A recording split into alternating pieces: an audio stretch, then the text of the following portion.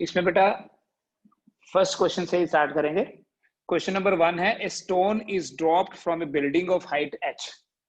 ठीक है, let us understand the question first, बाद में सॉल्व करना स्टार्ट करेंगे। एक स्टोन को ड्रॉप किया फ्रॉम ए बिल्डिंग जिसकी हाइट है h। मान लो ये बिल्डिंग है कोई, ये कोई टॉवर है and the height of the tower is h। A stone is dropped from here and it reaches the ground after t। इस स्टोन को यहां पहुंचने में जो टाइम लगा वो टाइम है t। See when it is dropped, इसका मतलब हमने इसको कोई वेलोसिटी नहीं दी, ठीक है, फ्री फॉल हो रहा है। और फ्री फॉल में आपको पता है इनिशियल वेलोसिटी 0 होगी इस पहले केस में। तो मेरी इक्वेशन बनेगी h equal to 0 into T. Downward motion है इसलिए acceleration will be positive. So h equal to, मेरी फर्स्ट इक्वेशन क्या बनी, h equal to 1/2 gt square. Second क्या है, from the same building if 2 stones are thrown. Same building से 2 stone को throw किया मतलब उनको कोई वेलोसिटी दी होगी, one upward and the other downward. एक को ऊपर भेजा सेम स्पीड के साथ और दूसरे को नीचे थ्रो किया। There is a difference. एक होते free fall means we just keep it here and it will go down. The second is we throw it down, तो ऑब्वियसली जिसको हम थ्रो करेंगे वो तो जल्दी पहुंचेगी, ठीक है। और ये जो सबसे लेट पहुंचने वाली है जो सेकंड वाली है, सेकंड इक्वेशन मेरी क्या बनेगी, सिंस मैंने वेलोसिटी ऊपर की तरफ दी है इसको, but finally it has to come down, और इसको नीचे आने में जो टाइम लगा है गिवन है वो टाइम है t1। तो सेकंड पार्ट के लिए मेरी इक्वेशन बनेगी बेटा, ये फर्स्ट पार्ट की इक्वेशन बन गई जिसमें फ्री फॉल हुआ। सेकंड में बनेगा minus h because finally it is coming down equal to u into t1 minus 1/2 gt1 square. ठीक है, इसी को मैं ऐसे भी बोल सकता हूं that h is equal to minus ut1 plus 1/2 gt1 square. This will be the second equation. From the same building, if 2 stones are thrown, one upward and the other downward, with the same velocity, they reach the ground, they reach the earth surface after time t1 and t2। एक ये आ गया, दूसरा ये आ गया हमारे पास। फिर तीसरी equation क्या बनेगी, जब हम किसी बॉडी को थ्रो करते हैं नीचे, देखो इसने जो हमने थ्रो नीचे किया, डिस्प्लेसमेंट भी नीचे है, तो तीसरी इक्वेशन मेरे पास बनेगी h equal to ut2, same direction इसलिए, प्लस 1/2 gt2 स्क्वायर। ठीक है, और कुछ नहीं करेंगे इसमें हम, h equal to u into t2 because t2 time में वो नीचे पहुंची है। अब इन तीनों इक्वेशंस को ही हमने मैनिपुलेट करना है, इन तीनों इक्वेशंस को मैनिपुलेट करना है और रिलेशन बताना है t1 t2 और t के बीच में क्या है। अगर बेटा फर्स्ट और सेकंड की अगर मैं बात करूं, फर्स्ट और सेकंड की बात करूं, देखो h equals to 1/2 gt square, second में h equal to minus ut1, इसका मतलब ये दोनों बराबर हुए। ठीक है, सो तीनों इक्वेशंस को अगर एक साथ ही कंबाइन कर लूं या एक एक करके करें, minus ut1 plus 1/2 gt1 square is equal to 1/2 gt square. ठीक है, ये कहां से आ गया, from 1 and 2, and from 1 and 3 देखो क्या आएगा, 1/2 gt square is equal to ut2 plus 1/2 gt2 square is equal to 1/2 gt square. बेटा अगर तो हम यहाँ पे डिवाइड कर देते हैं ना, t खत्म हो जाएगा, ये t वाली टर्म खत्म हो जाएगी, वो हमारा पर्पस नहीं है कि t वाली टर्म को खत्म करें, बिकॉज फाइनली हमें t1 और t2 के बीच में रिलेशन बनाना है। तो हम इन दो इक्वेशंस को, ये दो इक्वेशंस कैसे बनी वो तो समझ में आ गया, इन दो इक्वेशंस को कैसे मैनिपुलेट करें कि हमें क्या मिले, t1 t2 और t के इक्वेशंस मिले। अगर मैं यहां से देखूं, मैं इस इक्वेशन को ऐसे भी लिख सकता हूं, minus ut1 equal to 1/2 g into t minus t1 square, इसको उधर ले जाके, और इस इक्वेशन को ऐसे लिखूंगा ut2 is equal to 1/2 g into T square था, T square minus t2 square, because I want t1 and t2 should be in the equation. इसको लिखूंगा minus ut1 equal to 1/2 g into T square minus t1 square, और इसको लिखूंगा ut2 equal to 1/2 g into t minus t2 square. Now I will divide. अब मुझे पता है divide करके मेरे पास सिर्फ t1 t2 और t ही रहने वाला है. यहाँ जब मैं डिवाइड करूंगा ये इक्वेशन डिवाइड करना, ये इक्वेशन मेरे पास बन जाएगी minus t1 by t2 equal to, ये वाले टर्म कैंसिल हो जाएंगे जब डिवाइड करेंगे, तो t square minus t1 square, t square minus t2 square. उसके बाद कुछ नहीं, सिर्फ क्रॉस मल्टीप्लाई करके आप इसको सॉल्व कर लेंगे. आई होप ये आपको समझ में आ रहा है. So I write next minus t1 into t square minus t2 square equal to t2 into t square minus t1 square. ठीक है, मेरे को t1 t2 और t के बीच में ही रिलेशन बनाना है. इस इक्वेशन में तो यही सब है. So I write it as minus t1 into T square plus t1 into t2 square equal to t square t2 minus t1 square t2. t1 और t2 वाली दो टर्म्स हैं, एक ये एक ये. इसको मैं इधर ले आऊंगा. अगर आई कैन राइट t1 t2, वैसे ये मैनिपुलेशन आप खुद कर सकते हैं. इसके बाद t स्क्वायर t2 और ये भी उधर जाके प्लस हो जाएगा, प्लस t1 t स्क्वायर.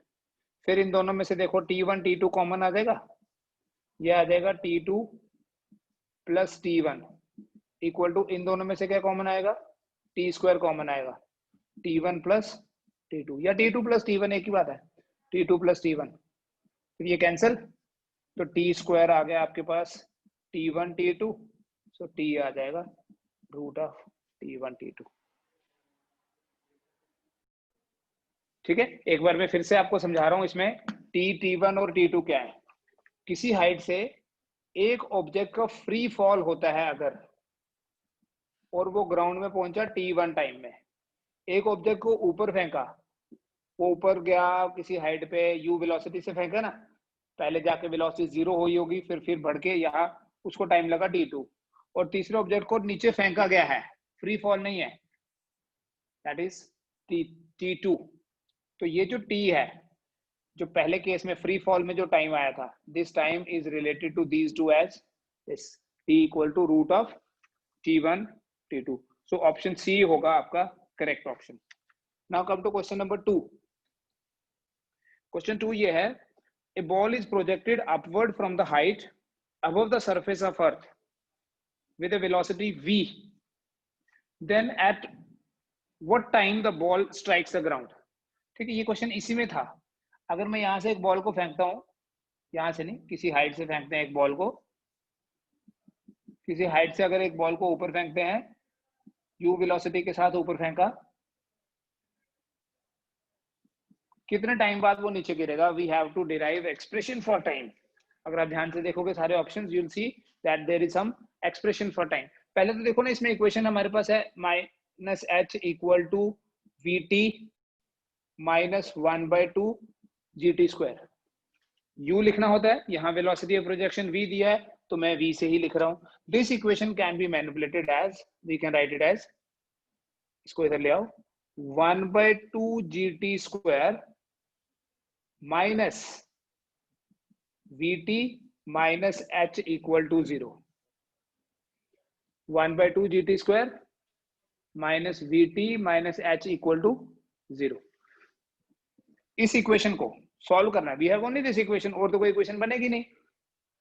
इस इक्वेशन को सॉल्व करना और फाइंड करना है t. You can see this is like a quadratic equation. So t will be equal to minus b plus minus square root of b square b square मतलब minus v का square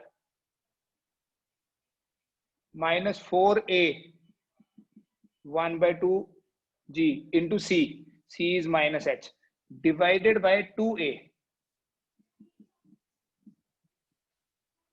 so it is equal to v plus minus square root of v square, ये 2 cancel हो जाएगा, 2 बचेगा 2gh divided by g, ठीक है, ये 2 cancel हो जाएगा। सो आप देख लीजिए v बाई जी कॉमन लेके देखो क्या बनता है, ठीक है, ये आपका टाइम पीरियड का एक्सप्रेशन आ गया। अगर आप इसको देखोगे ऑप्शन एक्सप्लोर करोगे तो आपका जो सी ऑप्शन है वो यही वाला है, ठीक है, ऑप्शन सी। आपको इक्वेशन बनाना आना चाहिए, बस इक्वेशन को सॉल्व करना तो इजी है, क्वाड्रेटिक इक्वेशन है वो तो। Then come to question number 3। Question 3 says a particle is dropped vertically from rest from a height, ये हाइट है कोई, इस हाइट से एक पार्टिकल को ड्रॉप किया है, from rest means initial velocity उसकी 0, the time taken by it to fall through successive distances of 1 metre each, पहले 1 मीटर में, अगले 1 मीटर में, उससे अगले 1 मीटर में जो टाइम लग रहा है, पहले 1 मीटर में मान लेते हैं टाइम लगा t1, दूसरे 1 मीटर में टाइम लगा t2, तीसरे 1 मीटर में टाइम लगा t3, तो उन टाइम्स की रेशो क्या होगी, ठीक है, क्या ये सारे टाइम बराबर होंगे? पहले सोचो, जब एक बॉडी ऊपर से नीचे आती है उसकी वेलोसिटी बढ़ती जाती है, बढ़ती जाती है, बढ़ती जाती है, बढ़ती जाती है, इसका मतलब पहले 1 मीटर में ज्यादा टाइम लगेगा, अगले 1 मीटर में कम टाइम लगेगा, उससे अगले 1 मीटर में और कम टाइम लगेगा, because as the body is coming down its velocity is increasing. समझ में आ रहा है? जैसे जैसे ये बॉडी नीचे आ रही है उसकी वेलोसिटी बढ़ती जा रही है, तो पहले 1 मीटर में उतनी नहीं बढ़ी थी, अगले 1 मीटर में और ज्यादा बढ़ गई, इसलिए अगले 1 मीटर में टाइम और कम लगेगा, ठीक है। लेकिन वो टाइम हम फाइंड कैसे करेंगे? देखो ये वाला आसान है, पहला वाला कितना डिस्टेंस ट्रेवल किया 1 मीटर, हम इक्वेशन कौन सी यूज करते हैं, S is equal to ut plus half at square, time की और डिस्टेंस की बात है ना यहाँ, तो कौन सी इक्वेशन यूज करेंगे, सेकेंड वाली। पहले वाली नहीं कर सकते क्योंकि पहले वाली इक्वेशन में डिस्टेंस नहीं होता, तीसरी वाली नहीं कर सकते क्योंकि तीसरी वाली इक्वेशन में टाइम नहीं होता, तो एक ही इक्वेशन है विच इज यूजफुल। तो अगर मैं पहले 1 मीटर की बात करूं, देखो इनिशियल वेलोसिटी 0 है, फर्स्ट 1 मीटर की बात करता हूं, फर्स्ट 1 मीटर इनिशियल वेलोसिटी 0 है, आई विल से 1 s की जगह लिखा, 1 मीटर ही तो ट्रेवल करना है, इज इक्वल टू u 0 है बिकॉज यहां से यहां फ्री फॉल हुआ, तो इनिशियल वेलोसिटी 0 होगी, 0 into t1 plus 1/2 g into t1 square, it means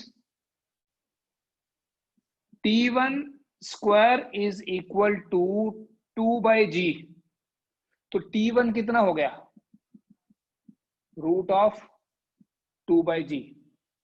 समझ में आ गया?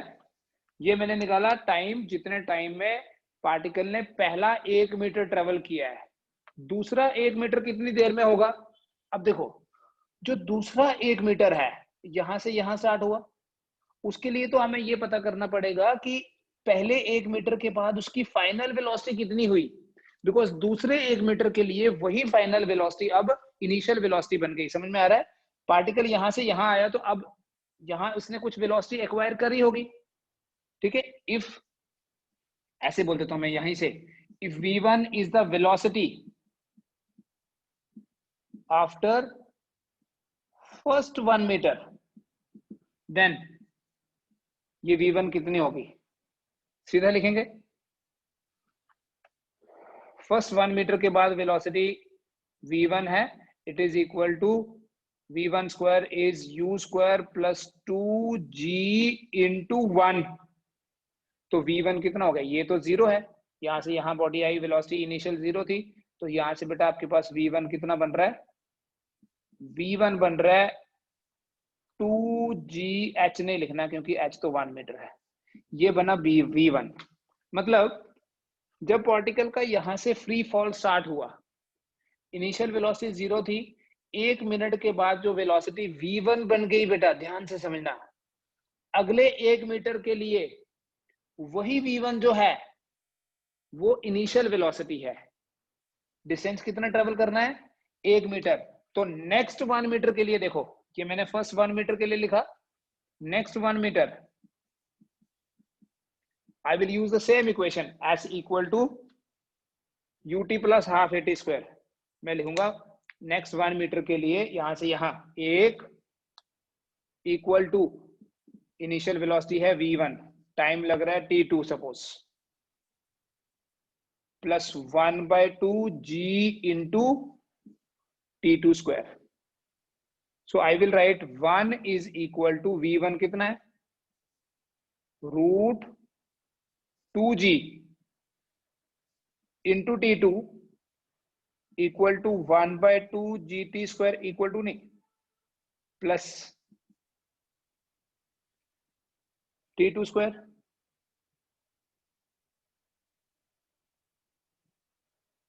ठीक है, कौन सा फॉर्मूला लगाया, s is equal to ut plus half at square. यहां से यहां इनिशियल वेलोसिटी v1, टाइम लग रहा है t2, एक्सेलरेशन तो पॉजिटिव ही होगी, तो मैं यहां पे लिखता जाता हूं वैल्यू। मेरे पास t1 आया रूट ऑफ 2/g, इसको मिटा देंगे, t1 आया रूट ऑफ 2/g। तो ये इक्वेशन बनी बेटा 1 इज इक्वल टू, या ऐसे लिखूं इसको मैं, 1/2 g into t2 square plus root 2g into t2। ये रूट के बाहर है t2, क्योंकि ये तो v की वैल्यू है ना, इनिशियल वेलोसिटी u की वैल्यू है। ये सेकंड पार्ट में इनिशियल वेलोसिटी v1 है, इक्वल टू 1 को मैंने लिख दिया -1 equal to 0। Again if you look carefully this will be another quadratic equation. ठीक है, इस क्वाड्रेटिक इक्वेशन से हम t2 निकाल सकते हैं। I will write therefore t2 equal to minus b, that is minus b plus minus square root of b square, इसका square कर दो सीधा ही, it will be equal to 2g minus 4 into 1/2g हो गया a into c की जगह लिख दूंगा -1 divided by 2 into 1/2g। It means that t2 equal to minus root 2g plus minus ये कैंसल, 2g ये माइनस माइनस फिर plus हो जाएगा, plus 2g divided by g। So minus root g plus minus root 4g है, तो I can write 2 root g, ये ऐसे लिख लो एक बार, root 4g divided by g। ठीक है, अब ये आपके पास जो t2 है, g हम कॉमन लेके कैंसिल कर सकते हैं, minus root 2 plus minus 2 divided by 1, g common लेके कैंसिल हो गया। समझ में आ रहा है ना आपको? ये कुछ नहीं है, क्वाड्रेटिक इक्वेशन आप खुद एक बार सॉल्व करोगे आपको पता चल जाएगा। This is ax square plus bx plus c minus b plus minus root of b square, इसका स्क्वायर कर दिया मैंने डायरेक्ट ही, -4 इंटू a की जगह लिखा 1/2g और c की जगह -1। तो इस तरह से मेरे पास जो t2 है, देखो ये तो नेगेटिव आ रहा है, -√2 -2, वो तो छोड़ देंगे क्योंकि टाइम तो नेगेटिव नहीं हो सकता। तो मेरे पास जो t2 होगा वो होगा 2 + 2 -√2। अब यहां से ही आपको हिंट मिल जाना चाहिए अगर आप ऑप्शंस देखें कि कोई ऐसा ऑप्शन जो इस फॉर्मेट में है, जी भी था शायद यहाँ, ये रूट के अंदर है ना, जी कैंसिल नहीं होगा, जी कैंसिल नहीं होगा। अब देखना ये जी यहां होगा। ठीक है, you will see the option, match करेंगे आप, आपका जो सी ऑप्शन है वो ऑलमोस्ट हाँ इसी फॉर्मेट का है, देखो जरा। ठीक है, तो इस तरह से आपने अगले T3 के लिए क्या करोगे, यहां से यहां देखोगे वेलोसिटी हो गई मान लो v2 निकालोगे, फिर 1 मीटर ट्रेवल किया, तो यहाँ पर T2 की जगह T3 पुट करके आप T3 भी फाइंड कर सकते हो। Means you can calculate each and every interval का जो टाइम होगा, हर 1 मीटर का टाइम आप निकाल सकते हैं। ठीक है, तो T1/T2 की जो रेशो होगी, √G भी आएगा इसमें नीचे, ऐसे आएगा T2 आपके पास। इसकी जो रेशो करोगे आप, तो उस रेशो के बेसिस पे you will be able to, ये जो G है इसको रूट के अंदर लिखोगे ना, G², तो आपके पास सॉल्व करके ये बनता है। क्वेश्चन 4 की बात करते हैं बेटा। क्वेश्चन 4 क्या है? A man throws balls with same speed vertically upward. एक बॉल ऊपर फेंका, ठीक है, वर्टिकली ऊपर फेंकते जा रहा है, one after the other at an interval of 4 second. Her sorry after an interval of 2 second, 2 second बाद बॉल को ऊपर फेंकता जा रहा है। What should be the speed of the throw so that more than 2 balls are in the sky? देखो, हर 2 second बाद एक बॉल फेंका, फिर 2 सेकेंड बाद एक और फेंका, फिर 2 सेकेंड बाद एक और फेंका, ऐसा। ठीक है, पहला बॉल फेंका, 2 सेकेंड बाद दूसरा फेंका, फिर 2 सेकेंड बाद तीसरा बॉल भी फेंका, 2 सेकेंड बाद। तो क्वेश्चन ये है कि किस वेलोसिटी से फेंके ताकि 2 से ज्यादा बॉल हवा में एक टाइम पे हो। What should be the speed of throw so that more than 2 balls are in the sky? इसका मतलब ये है कि पहला बॉल जब यहां नीचे गिरा तो उस टाइम दूसरा तीसरा वाला छूट जाना चाहिए कम से कम। अब पहला बॉल नीचे गिरा और तीसरा बॉल हाथ से छूट जाए तो हो गए कम से कम 2 बॉल हवा में। और तीसरा बॉल पहले बॉल छोड़ने के तीसरे बॉल तक कितना टाइम लगा होगा? दूसरा बॉल फेंका 2 सेकंड बाद, फिर तीसरा बॉल फेंका 4 सेकंड बाद। इसका मतलब अगर पहला वाला बॉल 4 सेकंड से ज्यादा हवा में रहा तो इसका मतलब तीसरा बॉल भी हवा में आ गया हुआ है। The time of flight for the first ball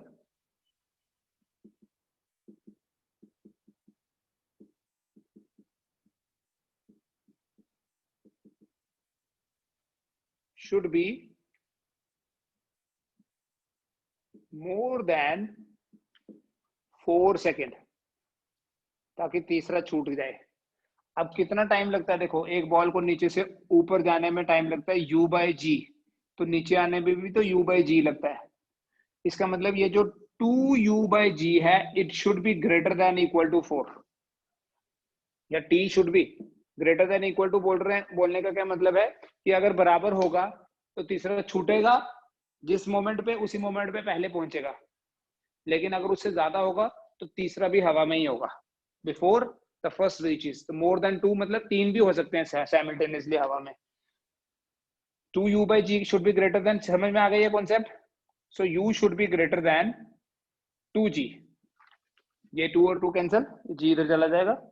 U जो है वो 2G से ज्यादा होना चाहिए। इसका मतलब U should be greater then 2 into 9.8, so U should be greater than 19.6 meter. This will be your option number। देखो, A में लिखा है at least 0.8, B में लिखा है any speed less than तो नहीं हो सकती, only with 19.6 ना। 19.6 पे क्या होगा? पहला पहुंचा, तीसरा निकलने वाला है, तो उससे ज्यादा होनी चाहिए। ठीक है, सो द ऑप्शन इज, अगर सबसे अप्रोप्रिएट आंसर ढूंढ रहे हैं 4th क्वेश्चन का, it is option D. Because when the third ball reaches ground, the third should, sorry, first ball reaches ground, the third should not be in the hands, it should have left the hand। 5th question देखे बेटा। 5th question में again gravity पे based question है। If A ball is thrown vertically upward with speed u, the distance covered during the last t second. देखो, एक ball को नीचे से ऊपर फेंका है, लास्ट के 1 सेकेंड में A ball is thrown vertically upward with speed u. The distance covered during the last t second of its ascent. Last के t सेकंड में, 1 सेकंड नहीं, लास्ट के t सेकंड में उसने कितना डिस्टेंस ट्रेवल किया? बेटा लास्ट के t सेकंड में उतना ही डिस्टेंस ट्रेवल किया, रिवर्स करके समझाता हूं। लास्ट के t सेकंड में उतना ही डिस्टेंस ट्रेवल किया नीचे से ऊपर जाते हुए, जितना पहले t सेकंड में किया होगा ऊपर से नीचे आते हुए। समझ में आ रहा है? अगर एक बॉडी लास्ट के 2 सेकंड में 4 मीटर ट्रेवल करती है तो ऊपर से नीचे आते हुए पहले 2 सेकंड में भी 4 मीटर ट्रेवल करेगी। अगले जैसे ऐसे समझना, सपोज करते हैं पहले हाफ में टाइम लगा 4 सेकंड और दूसरे हाफ में टाइम लगा 2 सेकंड।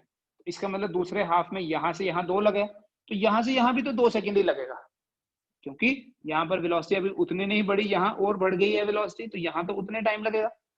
तो ये क्वेश्चन कैसे करोगे? आपको कुछ करने की जरूरत नहीं है, यहां सीधा लिखो during ascent distance travelled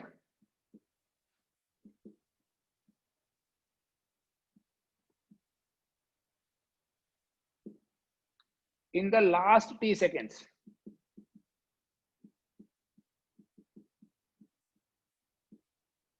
is equal to distance traveled during first t second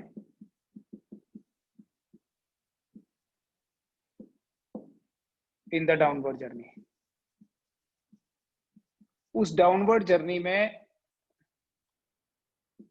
पहले टी सेकंड में देखो, जब बॉडी ऊपर से नीचे आएगी, फ्री फॉल है, तो पहले टी सेकंड में कितना डिस्टेंस ट्रेवल करेगी? h equal to 1/2 gt square. तो पहले टी सेकंड में कितना डिस्टेंस ट्रेवल किया? 1/2 gt स्क्वायर। यही आपका आंसर है, ए ऑप्शन। ठीक है, लास्ट के 1 सेकंड में कितना डिस्टेंस ट्रेवल करती है अपवर्ड जर्नी में? उतना ही ट्रेवल करती है पहले 1 सेकंड में ड्यूरिंग द डाउनवर्ड जर्नी। फिर क्वेश्चन नंबर 6 है मेरे पास, ग्राफ बेस्ड क्वेश्चन है ये। हमने ग्राफ पढ़ लिए बेटा पहले।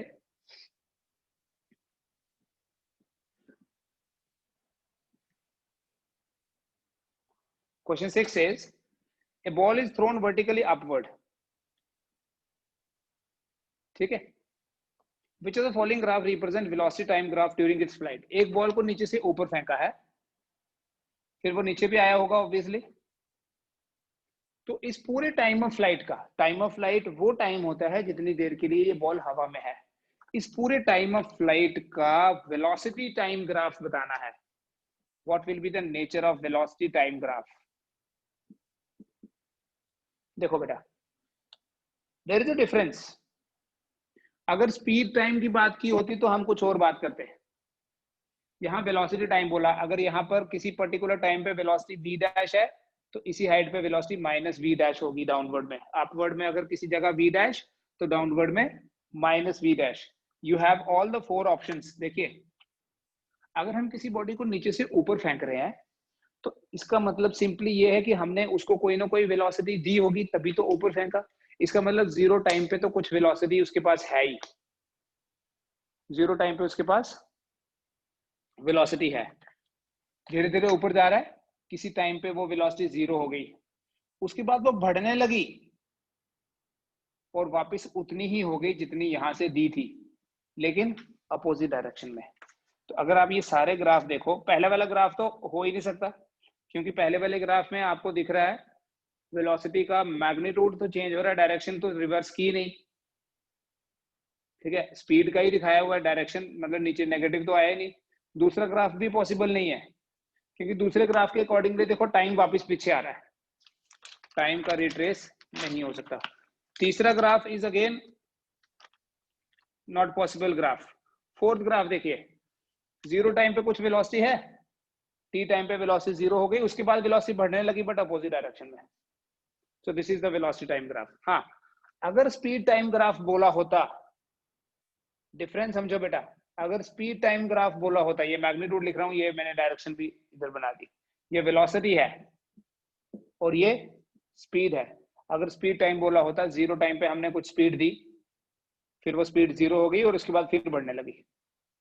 ठीक है, ये स्पीड टाइम और ये velocity time, there is a difference. Velocity is a vector quantity, so you need to indicate the direction also. Question 7, a ball is dropped vertically from a height h. Is also a graphical question.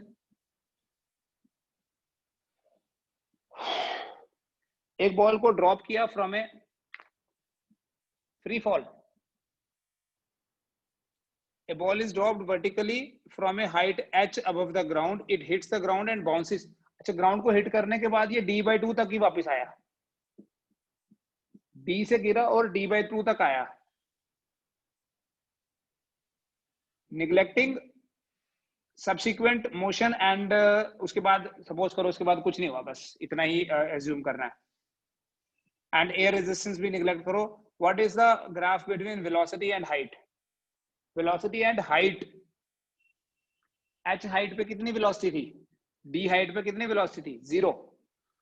नीचे आ रहे हैं, velocity बढ़ रही है बढ़ रही है बढ़ रही है. ठीक है, फिर यहां से ऊपर जाएगा फिर कम हो जाएगी, लेकिन उतनी नहीं होगी जितनी वेलोसिटी से यहां स्ट्राइक किया था. मतलब अगर यहां से ये तो 0 है, अगर ये यहां v वेलोसिटी से हिट कर रहा है ना, तो यहां से जाएगा v/2 से. ऑफ कोर्स -v/2 बोलेंगे क्योंकि आधी हाइट तक गया है. हाँ, अगर उतनी ही हाइट तक गया होता तो हम बोलते सेम स्पीड से वापस चला गया. So the correct is Vedant B. कैसे हो सकता है? बी में देखो दोनों वेलोसिटीज की सेम डायरेक्शन है. सोचो, बी ऑप्शन जो है इसमें तो दोनों सेम डायरेक्शन है. सो कोई ऐसा ढूंढो ना जिसमें एक वेलोसिटी पॉजिटिव हो और एक नेगेटिव हो. So you have an option here. अगर आप ध्यान से देखो, v और h के बीच में ग्राफ बनाना है. v और h के बीच में जो ग्राफ होगा वो स्ट्रेट लाइन नहीं होगी. देखो, v square is equal to u square plus 2ah होता है. 2as लिख देता हूं यहां से. तो v square is proportional to s, तो v is proportional to root of s, जो कि यहाँ h है. तो ग्राफ कौन सा बनेगा? c तो हो ही नहीं सकता ना, बेशक उसमें पॉजिटिव नेगेटिव है, क्योंकि c इज लीनियर. c तो लीनियर है, लीनियर नहीं हो सकता वेलोसिटी और हाइट का रिलेशन. b नहीं हो सकता क्योंकि b में वेलोसिटी नेगेटिव नहीं दी हुई है, दोनों सेम डायरेक्शन. d में भी दोनों सेम डायरेक्शन है. You have only one option, a. Vanshika, d नहीं हो सकता बेटा. d में देखो दोनों वेलोसिटीज की सेम डायरेक्शन है.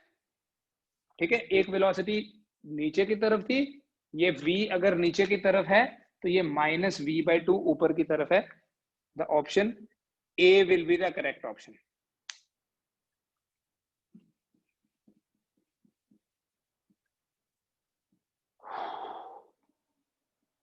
Then question number 8.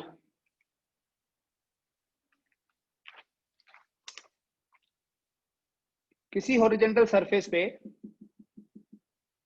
एक फ्रिक्शनलेस वायर है AB, which is fixed on a, ये एक स्फीयर है.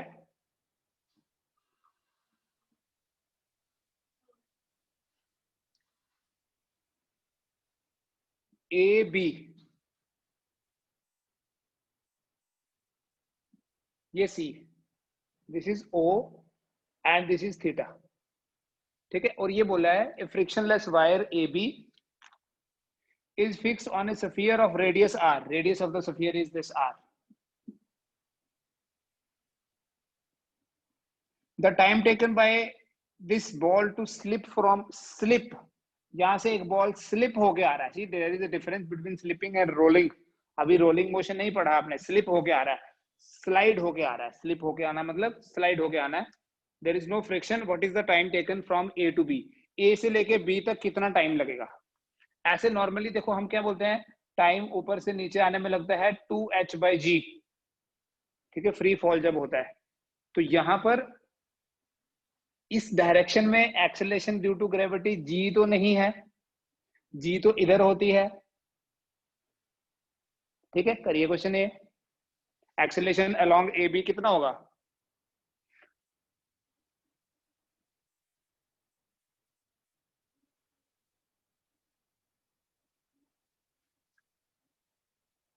देखो, जो एक्सेलरेशन, ऐसे ऐसे समझो आप, ये इंक्लाइंड प्लेन मान लेते हैं. तो अलोंग दिस प्लेन जो एक्सेलरेशन है that is g cos theta. तो और ये डिस्टेंस कितना हुआ ए बी, ये तो 2r है। ए बी हो गया बेटा बेस, ये हो गया हाइपोटेन्यूज। यहां से ऐसे बना सकते हैं आप एक triangle. Base by A B आपके पास रहेगा 2r cos थीटा, और एक्सेलरेशन क्या रहेगी, अगर मैं ए लिख दूं g cos theta along the inclined plane, तो टाइम कितना लगेगा 2h by g, that is 2ab divided by g cos theta। 2ab divided by g cos theta को सॉल्व करना है आपने। that is equal to 2 into 2 4r cos theta divided by g cos theta। cos theta कट जाएगा, 2 into root of r by g। C question 9 करिए आप। 10 भी कर सकते हैं। मोशन अंडर ग्रेविटी में मैंने 9 और 10 की आपको एग्जांपल्स दी हुई हैं पहले से। Question number 11, the time taken by an object falling from rest to cover the height h1 and h2 is respectively. Question 11 अभी करवा दिया आपको। आप क्वेश्चन नंबर 3 के बेसिस पे क्वेश्चन मैं वो करता हूं जो आपने नहीं की है पहले अभी तक। Come to question number 13।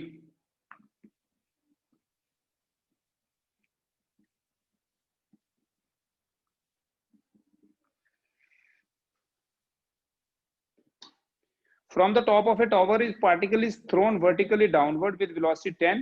The ratio of distance covered by it in the third and second seconds. Third second and second, तीसरे और दूसरे सेकंड में जो डिस्टेंस ट्रेवल किए उनकी रेशियो आपने बतानी है। एस nth क्या होता है, u plus a by 2 into 2n minus 1। Question देख के आपको पता चलेगा आपने s का फॉर्मूला लगाना है कि s nth का लगाना है। तो यहां बेटा क्या है, s nth is equal to u plus a by 2 into 2n minus 1 है। तो s थर्ड क्या बनेगा, s थर्ड क्या दिया हुआ है,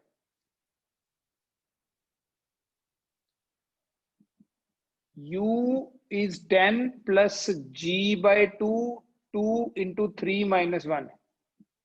so s third is equal to 10 plus 5 by 2g। और s second, u plus u is again 10 here plus g by 2 into 2 to the 4 minus 1 3 आ जाएगा। तो s second कितना आया 10 plus 3g by 2। ये रेशियो आपने फाइंड करनी है। This will be equal to 10 plus 5 by 2 into 10, g का value 10 लिखा मैंने, 35। दिस विल बी 10 लिखूंगा इसको 25। सो आपका s third to s fourth ratio, s second ratio क्या हुआ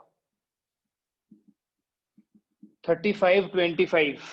35-25 is 7:5।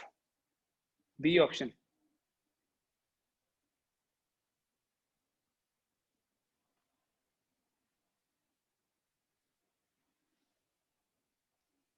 क्वेश्चन 14 आपको डायरेक्टली बताया हुआ है, एक याद करो। जब भी इक्वल डिस्टेंसेस ट्रेवल करेगी एक बॉडी स्टार्टिंग फ्रॉम रेस्ट, तो distance travelled in equal intervals of time 2 second each will be in the ratio 1:3:5। C option. जब एक बॉडी को 15th क्वेश्चन पे आ जाए, जब एक बॉडी को वर्टिकली ऊपर फेंकेंगे,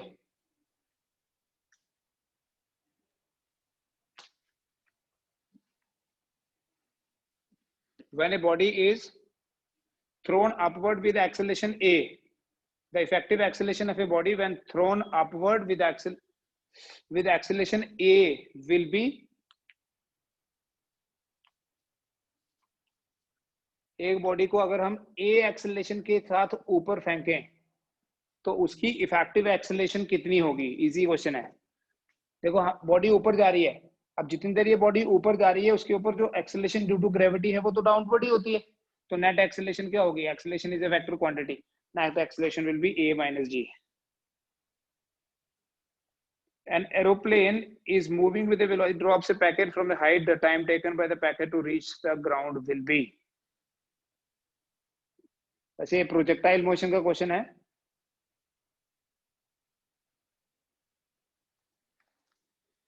फिर भी देख लो करना कैसे है।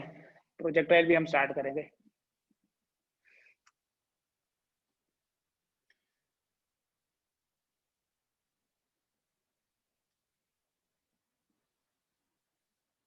The time taken by the packet in reaching the ground.